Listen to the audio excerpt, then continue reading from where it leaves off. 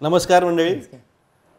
केसरीच्या चलते चलते या पॉडकास्टचा अजून एक एपिसोड मी अभिषेक तुमच्या समोर घेऊन आलेलो आहे. आजचा हा एपिसोड खूप खास आहे. म्हणजे आज आपल्याबरोबर एक असं व्यक्तिमत्व आहे की ज्यांनी 75हून अधिक देश आत्तापर्यंत पाहिलेले आहेत. 6 कॉन्टिनेंट्सला यांचा प्रवास झालेला आहे. केसरीबरोबरच जवळजवळ 52 टूर यांनी केलेले आहेत. आमच्या सर्वांसाठी अतिप्रिय असलेले आमचे खाडीलकर काका यांचं मी आज स्वागत करतो. नमस्कार. नमस्कार काका, वेलकम टू द शो. आज पहिल्यांदाच आपण पॉडकास्टच्या निमित्ताने भेटतोय. तुमचा पॉडकास्टचा अनुभव कसा वाटतो आतापर्यंत? चांगलं वाटतंय. हां, असाच आपला पॉडकास्टही चांगला होईल अशी आपण सुरुवात करूया. काका, सर्वात आधी आपण जेव्हा हे सगळा प्रवास सुरू केला तेव्हा हा प्रवासाचा ही जी म्हणजे तुम्हाला जेव्हा प्रवास करायचा सुरुवात केली तेव्हा हा प्रवास झाला कुठून? म्हणजे तुम्ही कधी हा कन्सीव्ह केलं की आम्हाला हा प्रवास करायला आवडतं, मला वेगवेगळे देश वेगवेगळ्या जागा बघायला आवडतात, हे कसं सुरू झालं? साधारणपणे 87च्या सुमारास असेल. आम्ही केसरी ट्रॅव्हल्सचं जे छोटं ऑफिस होतं तर त्या ऑफिसमध्ये आम्ही पहिल्यांदा जाऊन भेटलो होतो केसरी भाऊंना. आणि तेव्हा आम्ही पहिली नैनितालची टूर बुक केली होती. त्या नैनितालच्या सेक्टरमध्ये केसरी भाऊ स्वतः होते आणि त्यावेळचे अनुभव खूप चांगले होते. त्याच्यानंतर आम्ही काश्मीरची पण टूर केली. काश्मीरच्या टूरमध्ये बारामुल्लाला केसरी भाऊने जे काही आम्हाला सांगितलं होतं, म्हणजे त्यांनी जे काय त्या सैनिकांनी कसं लढले आणि त्यांनी खिंड कशी लढवली हे जे सांगितलं ते वर्णन ऐकून आम्ही अगदी भारावून गेलो होतो. प्रत्येकाच्याच डोळ्यात पाणी उभं राहिलेलं होतं.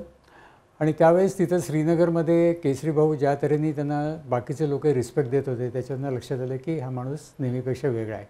म्हणजे हा फक्त आपल्याला तिथलं स्थळ दाखवत नाही तर त्याच्या पाठीमागच्या भावना, त्या पाठीमागचा भूगोल, त्याच्याबरोबरचा असलेल्या पूर्वी घडलेल्या ऐतिहासिक घटना सगळं समजून सांगतो आहे. आणि बाकीचं जेवणखाण वगैरे तर त्यांच्याबरोबर व्यवस्थित सगळं असायचंच, म्हणजे पण तो पार्ट सेकंडरी होता. तर त्यामुळे आम्हाला केसरी टूर आवडायला लागलं.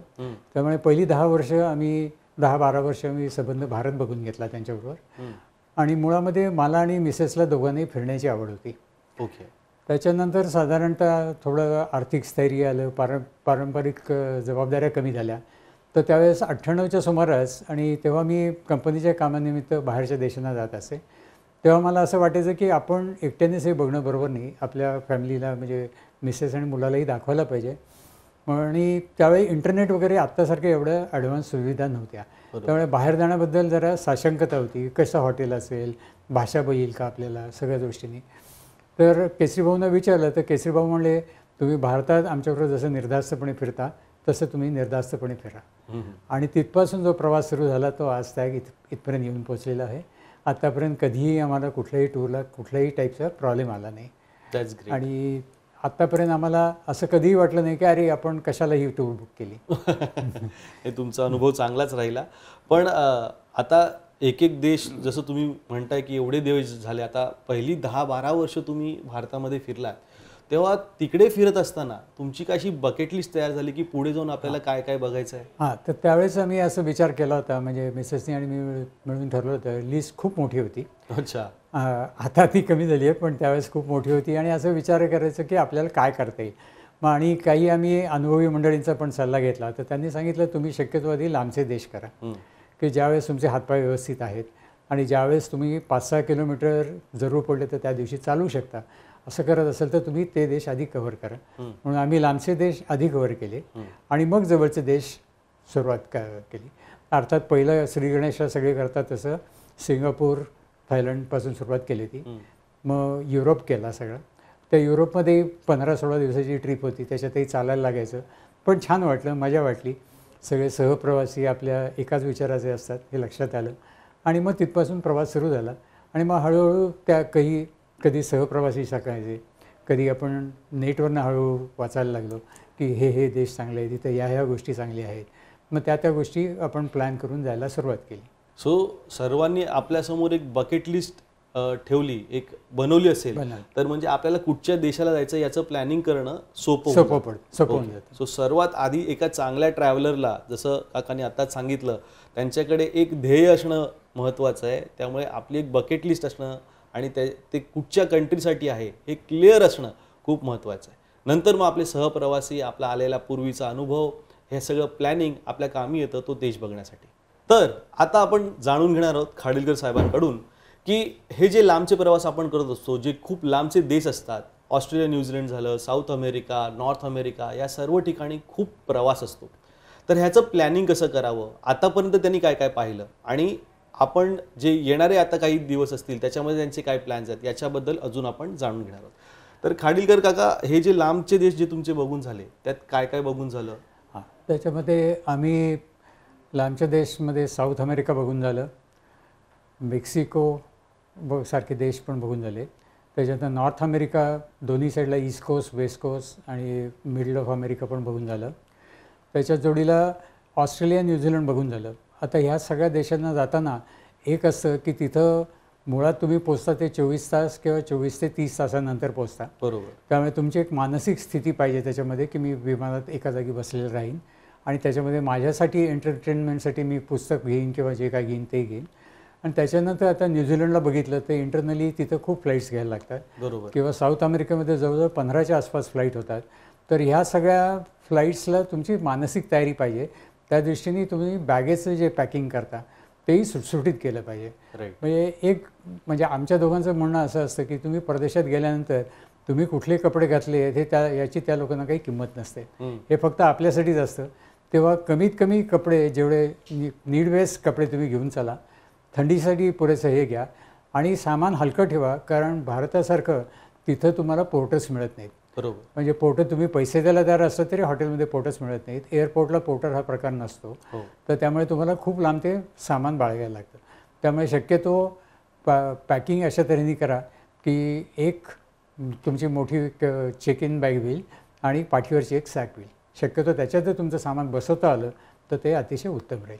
आता 6 कॉन्टिनेंट्समध्ये तुमचा प्रवास झालेला आहे. या 6 कॉन्टिनेंट्समध्ये अशा काही अविस्मरणीय जागा असतील ज्या तुम्ही पाहिल्या आहेत, like the wonders of the world ज्याला आपण म्हणतो, तर त्याच्याबद्दल आम्हाला सांगा ना. आत्ताची सध्याची 7 वंडर्स ऑफ द वर्ल्ड जी आहेत, मॅनमेड वंडर्स, तर त्याच्यापैकी आमची 6 बघून झालेली आहेत. अर्थात ही मॅनमेड वंडर्सची लिस्ट आहे, तिथे आम्ही बघतोय 98 सालापासून ती सतत बदलत असते. आत्तापर्यंत त्याच्यामध्ये 12 मॅनमेड वंडर्स येऊन गेली, त्याच्यापैकी आमची 11 झालेली आहे. तर आम्ही टार्गेट असं केलेलं होतं की शक्यतो म्हणजे अल्टरनेट इयरला तरी एक वंडर्स ऑफ द वर्ल्ड शक्यतो कव्हर करायचं. आता पेट्रा जे आहे ते बघायचं राहिलेलं आहे. ओके. आणि होपफुली तोपर्यंत ही लिस्ट बदलणार नाही. पण ठीक आहे. नाही, तुमचे जेवढे देश झाले आहेत किंवा जे तुमच्या बकेट लिस्टमध्ये आता तुम्ही वंडर्स ऑफ द वर्ल्ड जेवढं म्हटलंय ना, तेवढ्या वयाची मुलं आहेत या ऑफिसमध्ये, आमच्या स्टाफमध्ये. So all these people are working are much younger than the experience that you have. तर हे जे natural wonders of the world, यातलं तुम्हाला कुठे काही असं आठवण्यासारखं काही प्रसंग? म्हणजे तसे सगळ्याच ठिकाणी अनुभव चांगले आले आहेत मॅनमेड वंडर्स बघताना. किंवा नॅचरल वंडर्ससुद्धा जी असतात तर त्याच्यामध्ये आता समजा इग्वासू फॉल आहे, हे नॅचरल वंडर्स ऑफ द वर्ल्डमध्ये येतं. आपल्याला नॉर्मली साधा सवत्सड्याला जर बघितलं तर 2-4 धबधबे असतात, ते बघून आपल्याला छान वाटतं.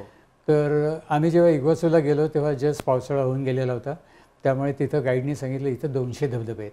किती? 200. तर कालिदासाने एक धबधबा बघून त्यांनी ते मोठं महाकाव्य लिहिलं होतं. इथं लिहायला याचं वर्णन करायला एक मोठा कालिदासच पाहिजे. त्यावेळेस एक वेगळी बघितलेली गोष्ट सांगतो की तिथं खाली दरीमध्ये जेव्हा तो फॉल पडतो तर त्या फॉलमध्ये पडताना वरती सूर्य होता आणि खाली 360 डिग्रीज इंद्रधनुष्य बघायला मिळालं. दुसरं एक त्या गाईडने दाखवलं की असे तुषार खूप उडतात आणि समोरनं जी माणसं चालतात त्याच्या डोक्यावरती असे तुषार येतात, त्यामुळे त्याच्या डोक्यावरती अशी इंद्रधनुष्याची छत्री आलेली दिसते. म्हणजे ह्या प्रकार खूप छान वाटला. फक्त असं झालं की ते त्या छत्र्या काढण्यासाठी तुषार खूप असल्यामुळे फोटो काढता आले नाही, पण ते कायमचं लक्षात राहण्यासारखं दृश्य आहे. अशा खूप गमती जमती आहेत तुमच्याकडे जेव्हा आपण प्रवासाकडे जात असतो. मला तुम्हाला विचारायचं होतं की ह्या प्रवासाला, म्हणजे असं तुम्ही म्हणालात की लांबचा प्रवास आहे, तशी मानसिक तयारी आपल्याला असायला हवी. तर त्याच्या व्यतिरिक्त बॅगेचं पॅकिंग जे तुम्ही म्हणालात की ती बॅग्स हलकी ठेवा, पण तुमच्याकडे असेही काही अनुभव असतील, कारण तुम्ही एवढ्या टूर्स केल्या आहेत, त्या एवढ्या टूर लीडर्सबरोबर केल्या आहेत. एखाद्या टूरवरती चांगला टूर लीडर मिळणं हे किती महत्त्वाचं आहे? टूर लीडर मी बाय अँड लार्ज जे बघितलेत केसेस ते सगळेच चांगले असतात. आत्तापर्यंत असं कधीच झालं नाही की टूर लीडर ऐकत नाही किंवा असं काही होत नाही, असं कधीच होत नाही. आणि या टूर लीडर आम्ही नेहमी त्यांना म्हणजे मुलासारखेच ते वाटतात आम्हाला. म्हणजे आमचा मुलगा ज्या कॉन्फिडन्सने आम्हाला घेऊन जाईल किंवा आम्ही ज्या कॉन्फिडन्सने त्याच्याबरोबर जाऊ त्याच प्रकारे आम्ही या टूर लीडरबरोबर जातो. आम्हाला एक नेहमी असं वाटतं की तुम्ही जेव्हा प्रवासाला निघता, परदेश प्रवासाला पर्टिक्युलरली, तेव्हा तुम्ही इमिग्रेशनला जाताना तेव्हा माझी सिनियरिटी, माझं वय हे सगळं बाजूला ठेवा. तो तुमचा मॅनेजर आहे आणि इंडियात परत येईपर्यंत त्याला सगळं फॉलो करत चला. त्यांनी सांगितलेल्या सगळ्या गोष्टी फॉलो केल्या तर तुम्हाला काही त्रास होत नाही. आणि वेळी असेही प्रसंग घडतात टूरवरती. आम्हाला वैयक्तिक असा अनुभव आला नाही, कोण पडतं, कोणाला लागतं, तर त्यावेळेस जे टूर मॅनेजर जी काळजी घेतात ते अतिशय खूप छान असते. आणि कधी म्हणजे ते जेव्हा नेहमी सांगतात ना की तुमचा पासपोर्ट चेक करा, करन्सी चेक करा, कुठलाही प्रवास संपताना तुम्ही नेहमी चेक करा किंवा हॉटेल रूम सोडताना. तसा एकदा एक अनुभव आलेला होता की एका माणसाने त्याच्या म्हणजे पाठीवरच्या सॅकमध्ये पासपोर्ट ठेवला होता, चेन लावायला तो विसरला आणि ते काढताना त्यांनी घाईघाई ते उतरताना काढलं आणि वरच्या रॅकवर काढताना तो पासपोर्ट तिथंच पडला. ओके. आणि हे त्याच्या कधी लक्षात आलं तर आम्ही जेव्हा इमिग्रेशनला गेलो तेव्हा त्यांनी उडून बघितली बॅग, तर त्याच्या बॅगेत पासपोर्ट नाही. अरे. मग टूर मॅनेजर आणि आम्ही दोघं चौघांनी मिळून त्याचं सगळं बॅगेज तपासलं, त्याच्यात पासपोर्ट नव्हता, की चुकून दुसरीकडे ठेवला आहे का. मग त्याच्या लक्षात आलं की मी तिथं ठेवलेला होता. मग टूर मॅनेजरनी बिचाऱ्यांनी धावत पळत जाऊन त्या एअरलाईनला कॉन्टॅक्ट केलं. एअरलाईननी सांगितलं की ते विमान आता पूर्णपणे सील झालेलं आहे, ते मेंटेनन्सला गेलेलं आहे, ते आमच्या लिमिटच्या बाहेर गेलेले आहे. ओके. म्हणजे आता तो अधिकार राहतो फक्त एअरपोर्ट अथॉरिटी तिथली आणि सिक्युरिटी. पण आणि ते विमानाचं टेस्टिंग आहे ते 3 तास चालतं, त्यामुळे 3 तास त्याला काही करता येणार नाही. आणि 5 तासाचा लकीली हॉल्ट होता. तर टूर मॅनेजरनी त्याला धीर दिला. हे फार महत्त्वाचं होतं. तो माणूस अक्षरशः मोठा होता वयाने, पण रडायला लागला. तो म्हणला मी परत जातो कारण मला इलाज नाही आता. परत जातो म्हणजे तो उलटे फ्लाईट पण चेक करायला लागला, कुठल्या फ्लाईटने परत जाता येईल. तर त्याला त्यांनी टूर लिडरने धीर दिला, असं करू नका, आपण आहोत, आम्ही सगळे आहोत. त्यांनी आम्हाला सगळ्यांनी इमिग्रेशन करायला सांगितलं आणि तो स्वतः त्या एअरपोर्टच्या मागे लागला, तिथल्या सिक्युरिटीच्या मागे लागून त्यांनी घेतलं. बरं, त्या ठिकाणी आता एरोब्रिजला ते प्लेन नव्हतं, स्पेशल लॅडर लावायला पाहिजे. ते लॅडर लावून ह्याच्या सीट नंबरवरती त्या लोकांनी जाऊन चेक केलं आणि तिथं पासपोर्ट मिळाला आणि त्याचा प्रवास सुरू झाला. तो परत आल्यानंतर त्या प्रवाशांनी, अतिशय सिनियर होता आणि टूर मॅनेजर वयाने खूप लहान होता, त्याला मिठी मारली. तो म्हटलं तुझ्यामुळे माझी ही टूर होती आहे, नाही तर माझे सगळे पैसे पाण्यात गेले असते आणि आनंद गेला असता. आणि फक्त एका प्रवाशाचा आनंद जात नाही, सगळ्यांचाच मूड जातो.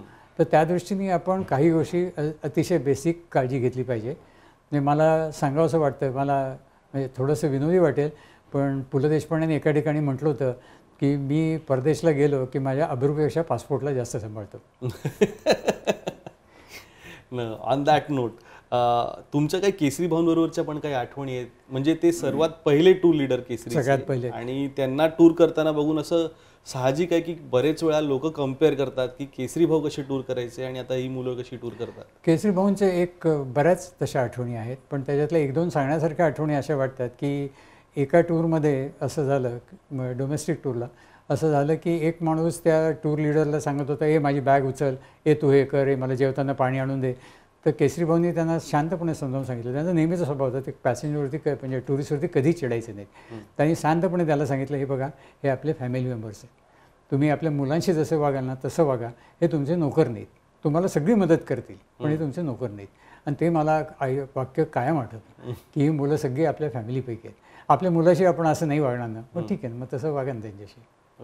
खाडील काका, आता आपण जे बोलणार आहोत ना ते त्या अनुभवाबद्दल की जे तुम्ही आधी पण म्हणालात, ते बॅगेज जे तुम्ही म्हणता लाईट कॅरी करायचा, तो मुद्दा माझा राहून गेला.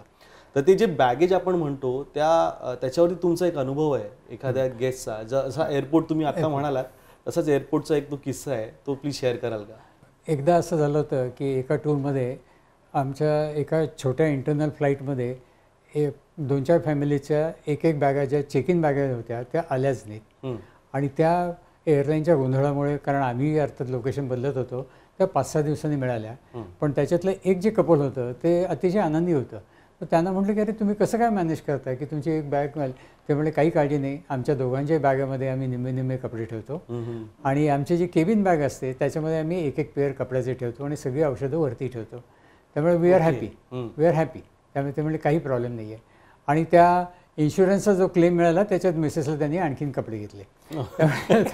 मिसेस पण हॅपी होती. पण नाही, थोडक्यात म्हणजे ही ॲडजस्टमेंट झाली. हा त्यांच्या मनाचा मोठेपणा झाला की एखादा माणूस कटकट करू शकला असा, अरे काय असं झालं, पण अशा गोष्टी होतात. तेव्हा सगळ्यात महत्त्वाची गोष्ट म्हणजे आपण दोघंजण ट्रॅव्हल करत असतील तर दोघांनी एकमेकांच्या बॅगेत कपडे ठेवले पाहिजेत आणि ॲश्युमिंग तुमची एकाची बॅग येणार नाही किंवा वर्स्ट केस दोघांची येणार नाही, औषधं सगळी वरती पाहिजेत आणि वरती 1-2 सेट्स तुमच्याकडे केबिन बॅगेजमध्ये पाहिजे. That's a very powerful tip की 2 बॅग्स असतील तर दोघांकडे दोघांचेही सेट ऑफ कपडे असावेत आणि औषधं जी आपल्याला लागणार आहेत ती आपल्या हँडबॅगमध्ये असतात. That's very important. काका, जवळजवळ 75 देश तुमचे बघून झालेले आहेत. असे काही देश आहेत का जिकडे तुम्ही पुन्हा गेलात, रिपीट डेस्टिनेशन्स काही केलेत तुम्ही? आपण जेव्हा स्टँडर्ड युरोप कव्हर करतो तेव्हा त्या गिवन लिमिटेड टाईममध्ये आपण म्हणजे काय म्हणतो ज्याला आपण स्पर्श करतो किंवा आपण हायलाईट्स बघतो त्या देशात. बरोबर. तर सगळा देश बघणं शक्य नसतं कारण आपण तेवढा वेळही देत नाही, तेवढे पैसेही आपण त्यावेळेस इन्व्हेस्ट केलेले नसतात. तर त्या दृष्टीने आपल्याला एखाद्या देशातल्या काही गोष्टी आवडल्या तर आपण पुन्हा जाऊन बघू शकतो. जसं तुम्ही इंग्लंडला गेलात आणि नंतर तुम्हाला मँचेस्टर बघावंसं वाटलं, त्याच्यानंतर तुम्हाला लेक डिस्ट्रिक्ट आणखीन डिटेलमध्ये बघायचं वाटलं तर इंग्लंड स्कॉटलंड तुमचं तुम्ही स्वतः जाऊन हे करू शकता. त्याच्याचबरोबर बर्लिन जेव्हा तुम्ही स्टँडर्ड ह्याच्यात बघता तेव्हा तुम्ही वेस्ट बर्लिन बघता. पण तुम्ही जर सेंट्रल आणि ईस्टर्न युरोपची टूर घेतली तर त्याच्याबरोबर तुम्हाला ईस्ट बर्लिन बघायला मिळतं. राईट. तर त्याच्याचबरोबर आणखीन एक त्याच्यातला अनोखा प्रवास आहे म्हणजे प्लेटवाईस नॅशनल पार्क. तिथंही प्रचंड 100च्या वरती तिथं धबधबे असतात आणि तिथं ते बायोलॉजिकली ते तयार झालेले असतात, म्हणजे अडथळा तयार होतो. म्हणजे तिथं असं असतं की सकाळी बघितलेला धबधबा संध्याकाळी तिथं असेल असं नाही. कारण तिथं वेलीना तो अडवतो आणि तो फोर्स जोरात आला की तो निघून जातो आणि तो दुसरीकडे धबधबा तयार होतो. आणि त्यांनी अतिशय सुरेख वॉकवे केलेला आहे की जे चालायला तुम्हाला 2.5-3 तास लागतात. लाकडी वॉकवे आहे आणि त्याच्या अगदी धबधब्याच्या खालनं जाऊ शकता. तो एक आठवणीत राहण्यासारखं गोष्ट आहे. म्हणजे ह्या ज्या काही गोष्टी आहेत त्या अविस्मरणीय गोष्टी आहेत. त्याच्या जोडीला इटलीमध्ये आता तुम्ही बघता ते रोम, कलोझियम वगैरे ते सगळं, पिसा वगैरे हे सगळं वरचं बघता, तेही महत्त्वाचं आहे. पण त्याच्या जोडीला जर तुम्ही सिसिली बघायचं असेल तर तुम्ही जाऊ शकता. तर त्या ठिकाणी ब्ल्यू ग्रोटो, तर ब्ल्यू ग्रोटोचा फक्त टायमिंग बघून जायला लागतं कारण ब्ल्यू ग्रोटो वर्षभर अवेलेबल असतो. तसं असं नाही, ते बोटीच्या टायमिंगप्रमाणे पाण्याच्या पातळीवरती असतं. आणि त्याच्या जोडीला तिथं जर कोणाला इंटरेस्ट असेल तर गॉडफादर मूव्हीमध्ये जे घर आहे ते घर मेंटेन केलेलं आहे. तिथं त्यांच्यातला एक त्या ओनरचा जो वंशज आहे, गॉडफादरचा नाही, त्या ओनरचा जो वंशज आहे तो तुम्हाला कम्प्लीट टूर घडवून आणतो. अच्छा. 2 तासाची टूर आहे. नंतर त्याची बायको येते कशी, मग ती गाडी कुठं उभी असते, त्या गाडीचे कसे बॉम्ब ब्लास्ट होतो, ते सगळं तो ॲक्ट करून दाखवतो. कादंबरी म्हणजे वर्णन आहे, सगळं तिथं शूट झालेलं आहे. ते पुढचं लॉन आहे. नंतर तो डॉनवरती उभा असतो, गॉडफादर उभा असतो, तो कुठं उभा असतो, त्याची बायको येते त्या आणि तो गार्ड पळून जातो कारण त्या गाडी प्लॅन केलेलं असतं. त्यांनी सांगितलं ती बायको खरी आहे पण ती गाडी खोटी होती आणि ती गाडी कुठं पडली ते सगळं दाखवतात. हे जर तुम्हाला बघायचं असेल तर ते अतिशय सुंदर तऱ्हेने स्वतः जाऊन तुम्ही बघू शकता. आणि अशा बऱ्याच गोष्टी असतात की कुठंतरी आर्किमिडीजचं घर असतं. तर अशा ह्या गोष्टी तुम्हाला जर बघायच्या असतील तर तुम्ही स्वतः करू शकता. फक्त काय असतं, आधी मी हा देश बघितलेला आहे, मला ह्या गोष्टी माहिती आहेत, आता मी फक्त त्याच्या पेरिफेरल गोष्टी बघतोय, तर ते तुम्ही लिजरली बघू शकता. सो एक असतो जाऊन पॉप्युलर तिकडे काय आहे, म्हटलं की फ्रान्सला गेला तर आयफेल टॉवर बघितला, बरोबर आहे. पण जर तुम्हाला तिकडे फ्रान्सची ब्युटी बघायची असेल तर तुम्ही परत गेलेलात आणि फ्रेंच रिव्हियरला आम्ही गेलो होतो. तर तिथं संध्याकाळी कसं चालतं, किंवा जे फिश लवर्स असतात त्यांच्यासाठी तिथे वेगवेगळ्या प्रकारचे फिश असतात आणि तिथल्या काही रेस्टॉरंटमध्ये बघितलं बाहेर असे फिश लावून ठेवलेले असतात आणि तुम्ही चूज करायचा तो फिश तुम्हाला तर करून देतो. आणि तिथल्या पद्धतीप्रमाणे लंचला साधारणतः 1.5 तास लागतो. ते 1.5 तास लंच, 5 कोर्स लंच असतं. ते स्लोली येत असतात, आरामात चालू असतं. पण तिथं जायचं असेल तर आरामातच जायला पाहिजे, तिथं घाईघाईने जाऊन काही चालत नाही. आता जेव्हा तुम्ही खाण्यापिण्याची गोष्ट करताय तेव्हा मला स्ट्राईक झालं की तुम्ही स्वतः व्हेज आहात की नॉन व्हेज? मी स्वतः व्हेज आहे. आम्ही दोघेही व्हेज आहोत. फक्त एक पथ्य आम्ही नेहमी पाळतो की हिच्या भावानी एक सांगितलं होतं की घरच्यासारखं अन्न तुम्हाला घराच्या उंबरठ्यावर आणलं की मिळणार नाही.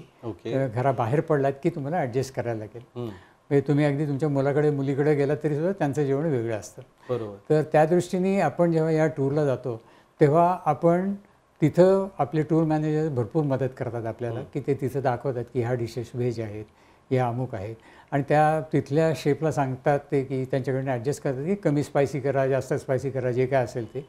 तर त्या गोष्टी आपण ॲडजस्ट केल्या पाहिजेत. दुसरी गोष्ट म्हणजे तिथे जे ब्रेकफास्ट असतात ते खूप मोठे ब्रेकफास्ट असतात.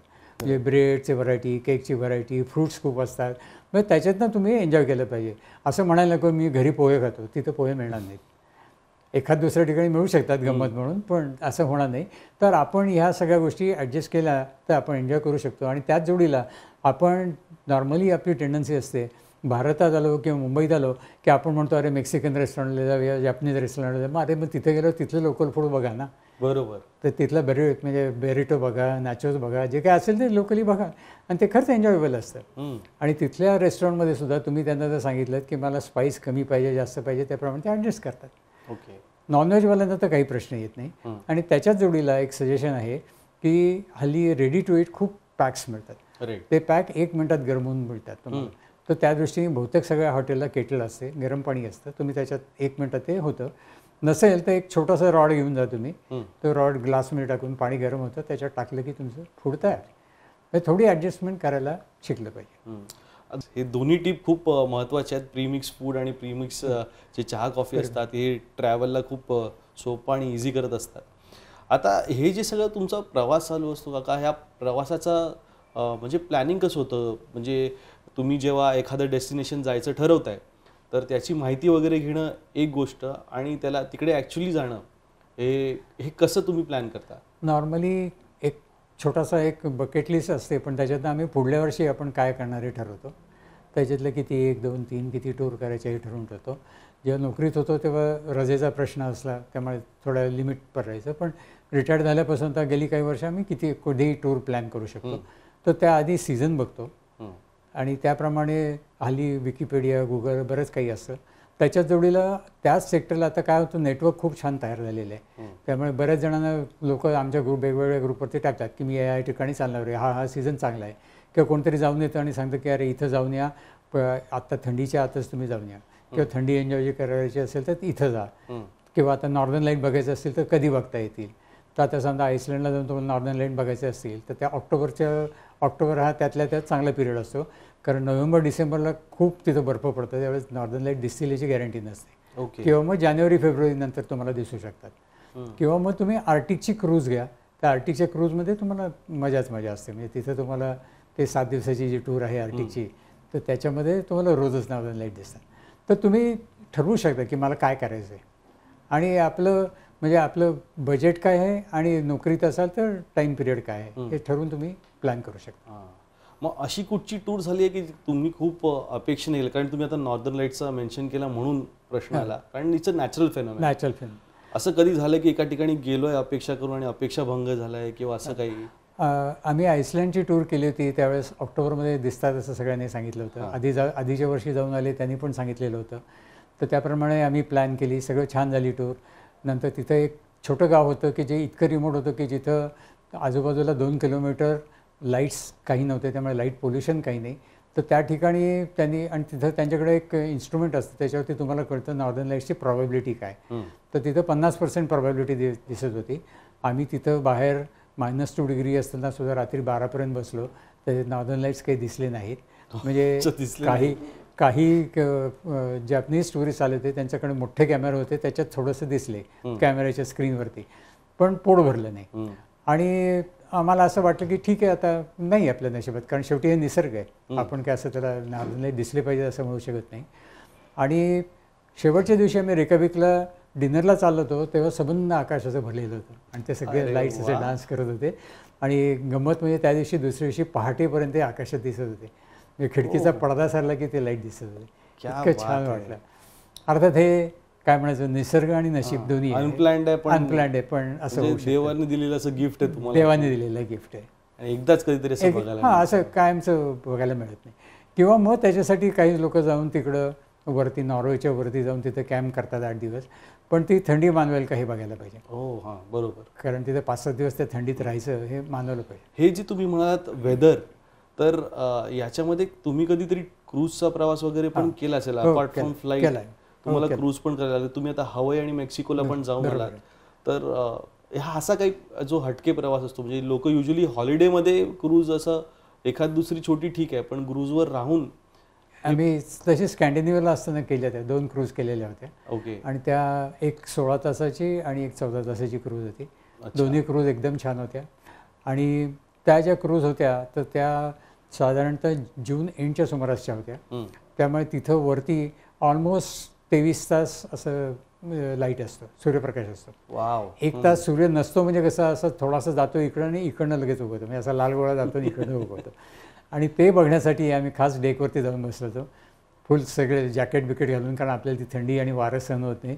पण अख्ख्या डेकवरती सगळा डेक भरलेला, कारण प्रत्येकाला ते बघायचं असतं. अमेझिंग. आणि ते अमेझिंग होतं. हे काही गोष्टी आपल्याला असं इमॅजिनच करू शकत नाही की म्हणजे सूर्यप्रकाश गेलाच आहे, हे आपल्याला असं वाटतच नाही. अंधार पडला नाही, घड्याळ बघून असं विश्वास नाही होत की उजेड केवढा आणि वाजलेत काय आणि वरती काय दिसते. म्हणजे सूर्य असा इकडे गेला आणि असा इकडनं उगवला. हो. हे जे तुम्ही वर्णन करता ना, असा गेला आणि इथून उगवला, आय मीन ते इमॅजिनच करणं, म्हणजे पृथ्वी जेव्हा पूर्ण एक राऊंड चक्कर घेतं त्याच्यानंतरच ते असं होणार, ते असं आपल्या डोळ्यासमोर म्हणजे डोळ्यात देखत आपल्या घडते, हे विश्वास नाही बसत. तर प्रवासाचं प्लॅनिंग कसं करावं, टूरवरती कधी जावं, सीझन काय बघायचा, तयारी काय करायची, या सगळ्या गोष्टींवरती आपण बोलू. खाडीलकर काका, मला असं विचारायचं होतं की हा सगळा जो आपण प्रवास करतो त्याच्यातून आपण काय शिकतो, आपण काय परत आणतो, तुमच्या आठवणी काय, याच्याबद्दल तुम्ही कसं काय ते सगळं तुम्ही कसं जतन करता? आम्ही टूरवरती परत आल्यानंतर माझ्या मिसेसला लिखाण करायची आवड आहे आणि ती चांगल्या तऱ्हेने लिहिते. तर त्यामुळे ती प्रवास वर्णन, म्हणजे हे पाहिलं ते पाहिलं असं नुसतं न लिहिता आमच्या दृष्टिकोनातून काय काय बघितलं याचं ते लिहून काढते. मग त्याचं प्रूफ रिडिंग करून ते आम्ही प्रिंटआउट घेतो. त्याच्या जोडीला मग आम्ही त्या अनुषंगाने आम्ही फोटो घेतो, कारण ट्रिपमध्ये आपण हल्लीच्या डिजिटल युगामध्ये हजारोनी शेकडोनी फोटो काढतो. तर तसे सगळे न घेता साधारणतः एका ट्रिपला 50-60 फोटो येतील, अशा तऱ्हेने आम्ही ते फोटो व्यवस्थित डिजिटली प्रिंट करतो आणि त्याची पुस्तकं जतन करतो. आणि मग त्याच्यानंतर आपण ते एका प्रॉपर फोल्डरमध्ये घालतो की जेणेकरून ते लोकांनाही वाचायला सोपं जाईल आणि ते वर्षानुवर्ष टिकून राहील. हे आज तुम्ही फोल्डर आणलेत, मी दाखवू शकतो? हो, दाखवू प्लीज. आणते जरा ते. तर मंडळी, तुम्ही जे बघताय हे सगळे प्रवास वर्णन आहेत. मला वाटतं असे अजून 3 फोल्डर आहेत जे त्यांनी बनवले आहेत. काय खास काय आहेत काका ह्याच्यामध्ये? या सगळ्या तुमच्या आठवणी आहेत हे मला माहिती आहे, पण मला वाटतं हे जे तुम्ही मला सांगत होता याची प्रवास वर्णन आणि हे जसं तुम्ही बनवलं आहे हे मला वाटतं अल्फाबेटिकली तुम्ही सगळं. हां, म्हणजे आम्ही खंडावाईज ते केलेलं आहे. अच्छा. म्हणजे प्रत्येक, आणि मिसेसनी त्याला केल्याने देशाटन असं नाव दिलं आहे. तर 2-2 खंडाचं एकत्र केलेलं आहे. हा फोल्डर बघा मंडळी. आपण बकेट लिस्टबद्दल बोलत होतो, तर बकेट लिस्टप्रमाणे सर्वात महत्त्वाची काही गोष्ट असेल तर तो आहे वर्ल्ड मॅप. एक्झॅक्टली कुठच्या देशात जायचं आहे याचं प्लॅनिंग करायला हवं, तर त्याचा वर्ल्ड मॅप सर्वात आधी आहे. याच्यानंतर असतात आपल्या सर्वात फेवरेट मेमरीज. तर इथे मागे जर तुम्ही पाहाल तर मिसेस वर्षा खाडीलकर यांच्या वाढदिवसाच्या आलेल्या मेमरीज आहेत या. मला वाटतं प्रवास वर्णन पण मॅडम लिहित असतात. 6 पैकी 5 कॉन्टिनेंटमध्ये मिसेसचा बर्थडे सेलिब्रेट केला. 6 पैकी 5 कॉन्टिनेंटमध्ये. हे खाडीलकर काका असं काहीतरी सांगून सगळ्या नवऱ्यांचे वांदे करणार आहेत, कारण आता बकेट लिस्टमध्ये बायको म्हणेल की मलाही असंच पाहिजे, खाडीलकरांसारखं 5 कॉन्टिनेंटमध्ये तरी करून दाखवा माझा वाढदिवस. सगळं आम्हीच करायचं का, वर्ल्ड कप हे आम्हीच जिंकायचं का? तर असा सुंदर फोटो आहेत हे, सुपर्ब. आणि इथे तुम्ही बघाल तर मॅमनी लिहिलेलं पूर्ण प्रवास वर्णन इथे तुम्हाला बघायला मिळतं. अतिशय सुटसुटीत, व्यवस्थित आणि सिम्पल लँग्वेजमध्ये त्यांच्या मेमरीज त्यांनी सगळ्या इथे लिहून काढलेल्या आहेत. आणि हे सगळ्यांना उपयोगी आहे अशी माहिती त्या फोल्डर्समध्ये आहे. कधी नाही आठवलं तर पटकन रेफरन्स घेऊन कोणाला तरी सांगता येतं की आपण एक्झॅक्टली तिथे काय पाहिलं, कसं पाहिलं. आता याचं प्रवास वर्णन आपण करू शकतो का? वाचूया का ह्याच्यातलं थोडंसं पाठ? चालेल, प्लीज. माझ्या मिसेसला बोलवलं तर जास्त योग्य होईल, कारण तिने लिहिलेलं आहे. अच्छा, तिला एक काम करूया, आपला हा सेक्शन झाला की मग आपण एक कट घेऊया ज्याच्यामध्ये आपण मॅमकडनं या प्रवास वर्णन थोडंसं आपण घेणार आहोत. तो प्लीज स्टे ट्यून, कारण आम्ही तुम्हाला या प्रवास वर्णन ज्यांनी लिहिलं आहे त्यांच्याकडनंच तुम्हाला ऐकायला मिळणार आहे. So this is going to be the highlight portion of our podcast. हे तुम्ही विसरू नका. Will keep this aside. याच्या व्यतिरिक्त तुम्हाला अजून एक विचारायचं होतं काका की आता जिकडे आपण जातो म्हणजे फोटो रील्स या सगळ्या गोष्टी चालू असतात. म्हणजे आधी जेवण आलं तरी त्याचा आधी फोटो कॅमेरा खातो मग आपण खातो अशातला प्रकार आहे. तर या सगळ्यामध्ये काही नाही असे पण लोक असतात की ज्यांना काही नको असतं तिथं, काही शॉपिंग वगैरे करायचं नाही कारण सगळ्या गोष्टी सगळीकडे मिळतात आता. तरीही एखाद्या ठिकाणी गेलो तर तिथून येताना काहीतरी सोविनियर म्हणून आणावं अशा काही गोष्टी असतीलच. तर तुम्हाला काय आवडतं सोविनियर म्हणून आणायला? सोविनियर म्हणून आम्ही मॅग्नेट आणतोच त्या देशाचे आणि घरी एक मोठा व्हाईट बोर्ड लावलेला आहे त्याच्यावरती मॅग्नेट लावतो. अच्छा. म्हणजे तो चिकटून राहतो कारण नाही तर फ्रीज सगळा भरून जातो. तर त्याच्या जोडीला आणखीन एक आवड आहे माझी, ती म्हणजे काय होतं, आपण जेव्हा जातो त्या एखाद्या देशाच्या टूरला तर तेव्हा ठराविक दिवसात आपण हायलाईट्स बघत असतो, इम्पॉर्टंट हायलाईट्स बघत असतो. पण काय होतं, अख्खा देश बघणं शक्य नसतं तेवढा देश. तर त्या दृष्टीने ना आम्ही एक पत्त्याचे कॅट्स मी गोळा करतो की ज्याच्यामध्ये प्रत्येक देशात ते कॅट्स मिळतात की ज्याच्यात 52 पत्ते असतात. नेहमीचे खेळाचे पत्ते एका साईडला आणि पाठीमागल्या साईडला 52 फोटो असतात. म्हणजे अगदी छोट्या भागातले सुद्धा, त्यांच्या छोट्या गावातले सुद्धा ते फोटो असतात. किंवा जर प्लिटवाईज घेतलं तर प्लिटवाईजचे वेगवेगळ्या अँगलमधून काढलेले सगळे धबधब्यांचे फोटो असतात. असे कॅट्स मिळतात. ते कॅट्स मी घेऊन येतो आणि आतापर्यंत साधारणतः 40पेक्षा जास्त देशाचे असे मी कॅट्स तयार केलेत.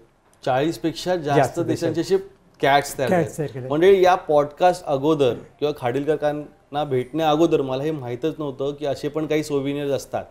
असेच कार्ड्सचे सोविनियर त्यांच्या म्हणण्याप्रमाणे खजुराहोला इंडियात पण आहेत, खजुराहोचे आहेत, राजस्थानचे आहेत. हे तुम्हाला उदाहरण म्हणून दाखवण्यासाठी हा ग्रीसचा त्यांचा असलेला पत्त्यांचा कॅटचा बॉक्स आहे. आणि काका हे कार्ड्स आहेत, हे जर तुम्ही आपल्या प्रेक्षकांना दाखवू शकाल. हे बघा, हा एक फोटो आहे. असं प्रत्येक पानावरती तुम्हाला वेगळा फोटो मिळेल आणि हे फोटो जर तुम्ही घेतलेत आणि त्याच्यानंतर गुगल लेन्सला दाखवा किंवा काही करा किंवा विकिपीडियात जर तुम्ही बघितलं त्याच्यात नावं लिहिलेली असतात काय आहे, मग त्याच्याबद्दलची तुम्हाला माहिती मिळू शकते. कारण अख्खा देश बघणं आपल्याला शक्य होत नाही. बघायचं असेल तर आपल्याला महिना 2 महिने तिथे राहायला लागतं, तेवढं आपल्याला वेळही नसतो.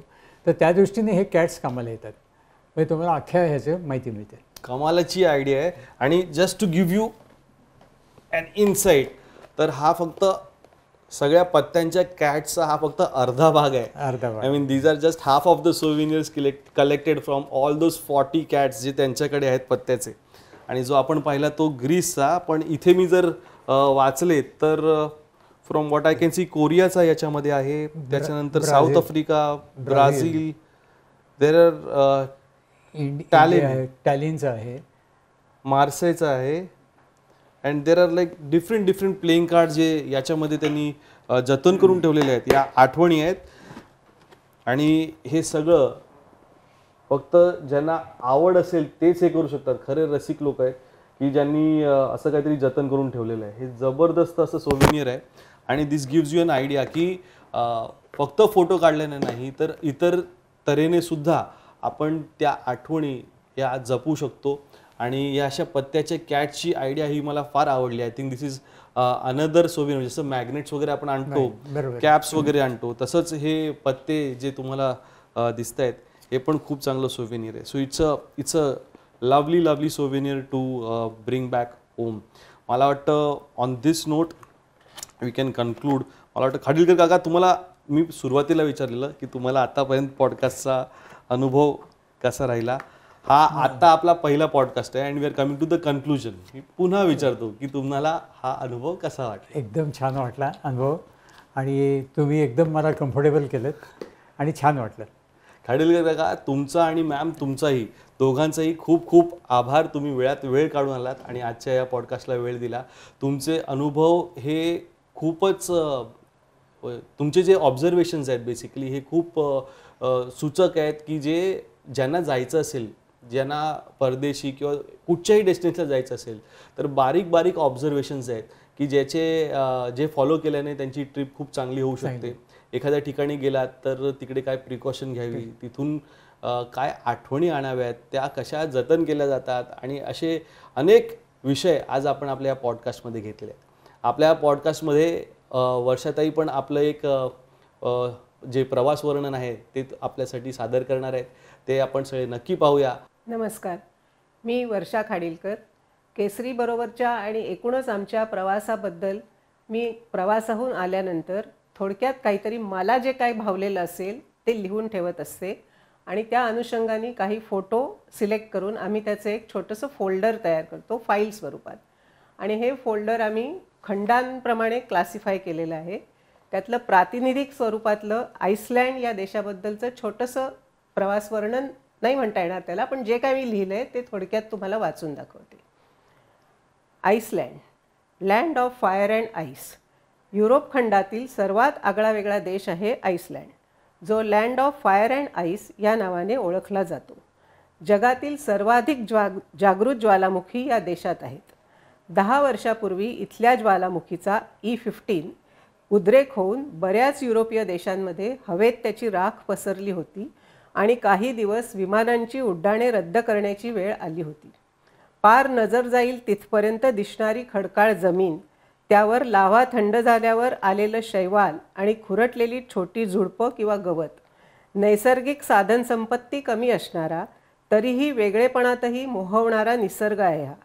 काळ्या कुळकुळीत राखेचे अंगावर आल्यासारखे वाटणारे डोंगर का पर्वत म्हणायचं त्याला कळत नाही, त्यामधून जाणारा वळणावळणांचा निर्मनुष्य, एखादेच वाहन दिसणारा रस्ता, जिओथर्मल ॲक्टिव्हिटीजमुळे दिसणारी लाल पिवळ्या रंगांच्या छटा असलेली जमीन आणि हवेत भरून राहिलेला गंधकाचा उग्र वास काही ठिकाणी आढळून येतो.